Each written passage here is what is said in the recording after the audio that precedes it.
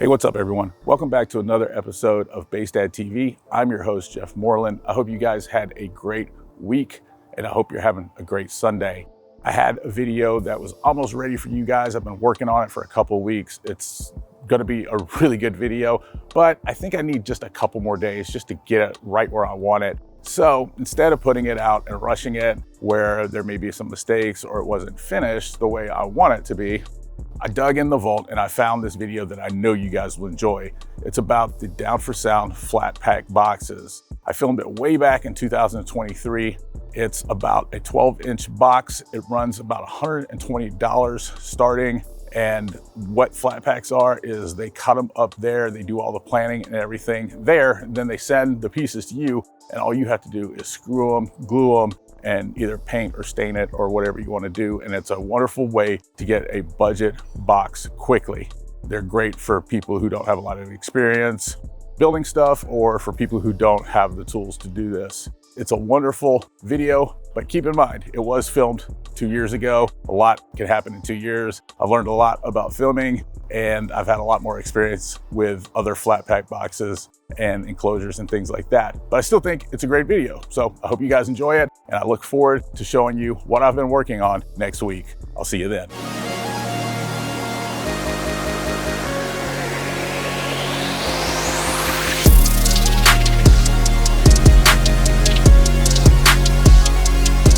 So from the time I ordered it till the time it got here, I'd give it probably about 3 days. They were really quick with it. The guy down there that runs the warehouse, his name's Nicholas Medina, and he's an awesome guy. I've had that job before. Like my work history is, a lot of it is in like logistics, shipping and receiving. So I know how much of a pain it is to do that kind of work, and he's on top of it. So he probably doesn't get a lot of the glory. So I wanted to make sure that I said his name, Nicholas Medina. Sir, I appreciate you. I appreciate all you've done for me. Now, they packed it really well. I did notice that it said it was made in Vietnam, and I was a little surprised by that. I really thought that they probably made them at the shop there. Money-wise, that makes sense. I think that the problems, though, that you're going to see that we run into are probably from that. I feel like these problems that do come wouldn't happen if it was built here. You can see the box even had nice handles and everything on it. That's really cool. We start taking out the pieces here. You can see everything's wrapped in plastic. Nothing looks damaged from the shipping. As I start to pull the pieces out though, I notice that the wood is probably not the best quality. It looks like birch all the way through. I don't know if you've ever bought birch wood from like Home Depot or something, but that's actually just veneer. It's not birch wood. It's like veneer on top of sanded pine. So at least for this one, it's actual birch wood.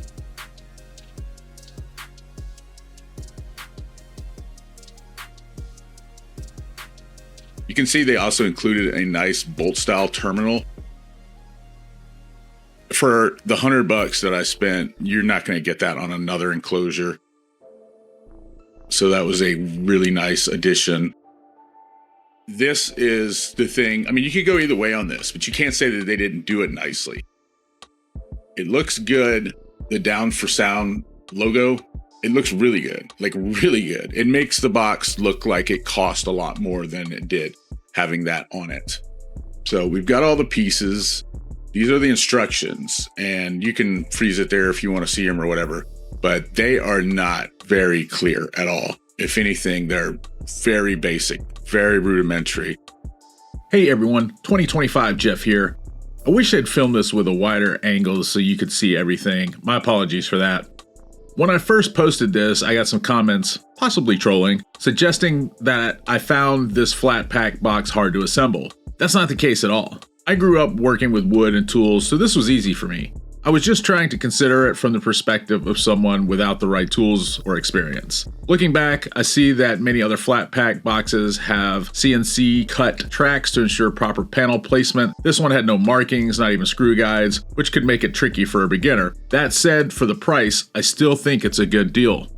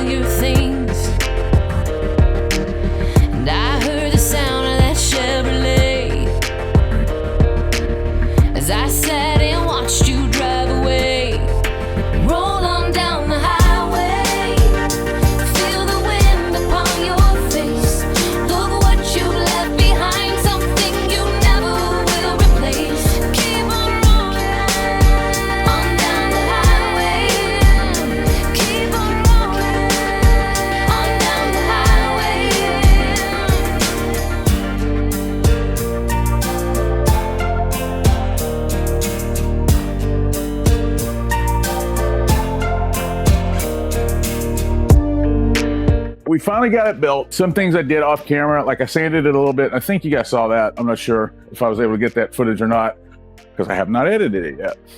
But probably my biggest complaint about this thing is like some of the things didn't line up, but a little sanding took care of it. So you might need an electric sander.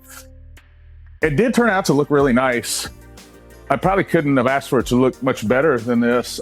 It's got about 4 coats of stain on it, and then I went over it with polyurethane. So a couple coats of polyurethane. Now, on the inside, when I made it, I used some Dynaflex, but I didn't get a chance to do the top, so I'm gonna go ahead and Dynaflex the top. That just keeps all the air flow where it should be, because little leaking places will cause noise, and you don't want that.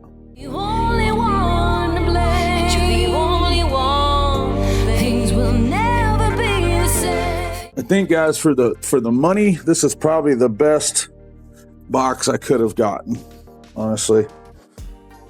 It was just right at $100. It's like $105.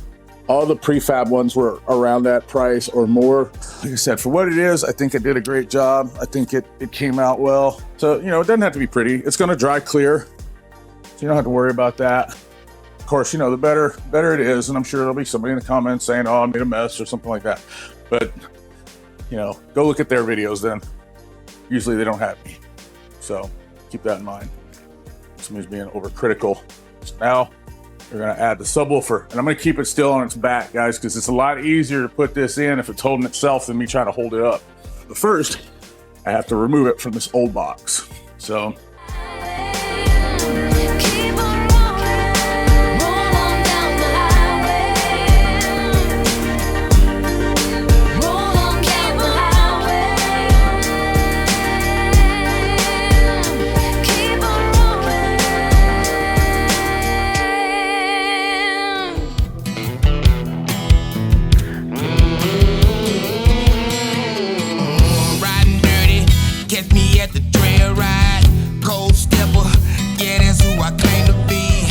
I'm using 8-gauge wire, and you know, there'll be somebody that says, oh, you don't need that much, or it doesn't have to be that big. 2 things about this. One thing is, that's all I got, so that's what I'm using. And that's the main reason I'm using it. But the other thing is, you really can't use too big of a wire. You know, you can always use too small of a wire. And it kills me that people will say, oh, well, you don't need that 8-gauge. Well, maybe you don't, but you definitely can't hurt it by using it. You know, it's not going to do anything to it. So wire is always the bigger, the better. So don't let any audio bullies, you know, get on your nerves because you decided you wanted to use 8-gauge wire and be safe.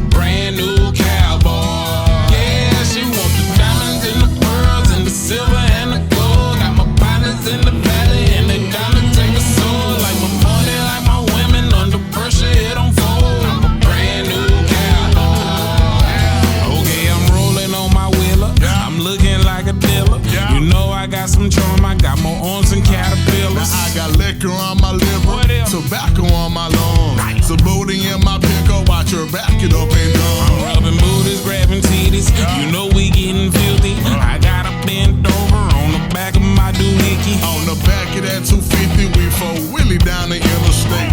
Texas over everything with neons on my license I think I wanna hit a bear skin. Nancy but glassy, put her hair inside a hairpin. Spin on it like a cup of snuff.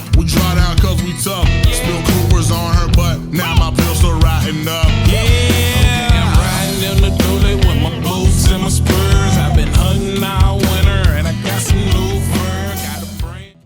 Now, it's also a really good idea with any speaker box to check and make sure you're at the right ohms that you want to be at before you mount the subwoofer. So many people that I've seen in car audio just kind of assume stuff. You know, they assume that they're at a certain node, they assume that they're making certain watts, they assume a lot of stuff. There's no reason to do that. You can check, and it's real easy. I did the very first video I did was about checking ohms and stuff, and I probably was nervous and it probably wasn't the best video. So I'll go over that a little bit more right now. All you need is a regular, this is a clamp meter, but you can use just a regular multimeter or anything like that. All you gotta do is just put it on the little symbol. It looks like a horseshoe or whatever that is. And it'll say like OL on it like this one does. Doesn't matter, positive, negative, whatever. Just put them on one side and one side on the other. And we just want to check our final load to make sure that, all right, see how it's at 1 ohm? It's 1 ohm, all right, 1 ohm. And some of them won't say 1 ohm exactly. Some of them will say 1, 1, 1, 2, and a lot of bigger subwoofers usually do that. They'll say like 1, 2 or 1, 8 or 0, 8 or something like that. If you touch it, it'll change. So remember, don't have anything sitting on this, or don't put your elbow or anything on it while you're doing that. So guys, you can see right here, I wanted to just take a quick look at this Savard subwoofer. You can see the tinsel leads are really nice. They're flat and woven into the spider. We've got bolts on terminals, which I like a lot. It's nice black spider hold down ring, pressed paper cone. I've seen this frame before on a couple of different subwoofers. There's nothing wrong with it. I like it a lot. It's got a rubber bumper on the magnet. That seems really tough. The roll here is foam, and then, like I said, it's pressed paper for the cone, and the dust cap's really hard. It's like hard plastic. This one has been broken a little bit. I've ran it a couple of times already. It's got a place for air venting and stuff. I like it. I believe it's a 3-inch coil, and you can see it's a copper coil down in there. So far, I like the subwoofer a lot. I think it's really well made. I'm gonna go ahead and mount it now. Sometimes I take these off, and you can do that too. This one, it comes off, and if I know I'm gonna leave it in there, I may put a bead of glue or something under it. Not glue, like Flex Seal or something under it to seal it. I'm not gonna do that on this one. So we're gonna see how their gasket does. So we'll go ahead and put it in. And it is a tight fit. It is a tight fit, guys. It's probably my wires too, so. There we go. So definitely a tight fit with those wires. It's still a tight fit. This hole on this down for sound box could be just a slight bit bigger. And we may have to do something about it because it's not wanting to go down in there.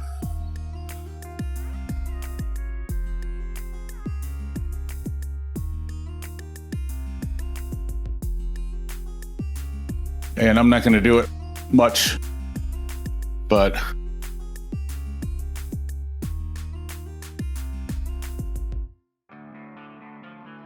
may even take it out.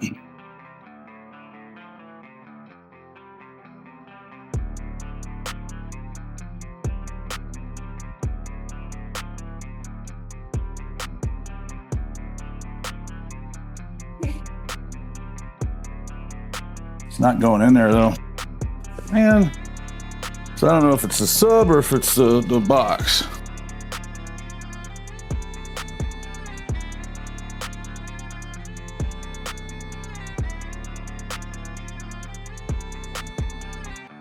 You saw I just had to cut it, and that's because the hole's not big enough. Now, at first I thought in my head, I said, well, maybe it's the subwoofer, maybe it's too big or whatever, and then I remembered, well, I just took it out of a prefabricated box. If you don't have woodworking skills, I probably would stay away from it, honestly, because you're gonna have to make some adjustments.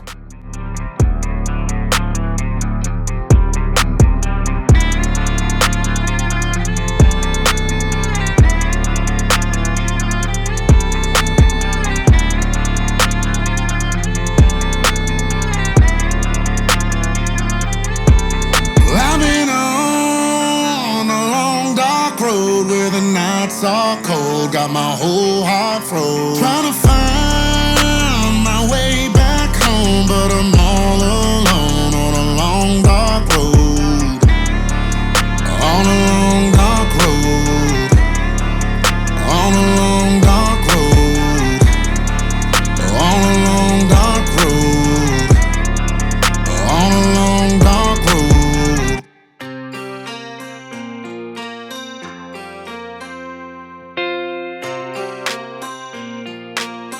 Yeah. I got my tailgate open, got a cooler in the back, a case of Bud Lights, couple bottles of Jack, got chicken on the grill, hot sauce on it. This pretty red truck, me in the bank, we own it. We cranking up the Kenwoods all the way to 10, play the mixtape, flip it, then we play. We got the subwoofer in the box. It's looking pretty darn good.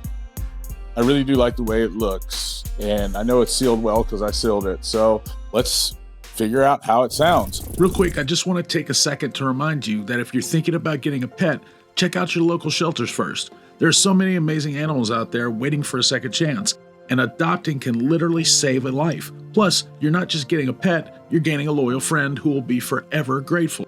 So, before you go to a breeder or a pet store, consider adoption. All right, back to the video.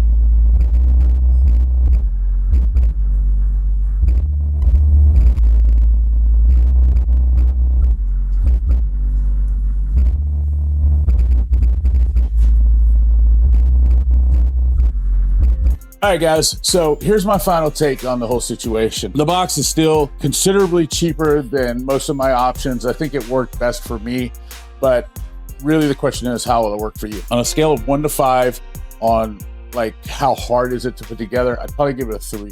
I'd even say that if you don't have much skill with woodworking, you probably don't need to mess with this. It did require me to sand some stuff down, to make some holes that weren't there, and to do a little bit of measuring, as well as I had to trim the hole that the subwoofer went in, and that is one of the main reasons that I could see somebody wanting to buy this, is because the hole is already made for the subwoofer, because that's one of the hardest things to do for a subwoofer enclosure. This one doesn't seem to fit most standard subwoofers. It seems a little too small. Now, it didn't take much trimming, so if you're comfortable doing that, then this might be for you. Now, let me talk about some of the things I did like. It looks great. It really does. At the end of the day, it came out looking good. It's got 4 coats of stain, 2 coats of polyurethane. Now, you can paint it, you can carpet it, you can do whatever you want to with it if it's yours. If that's what I did to it, and it looks great to me.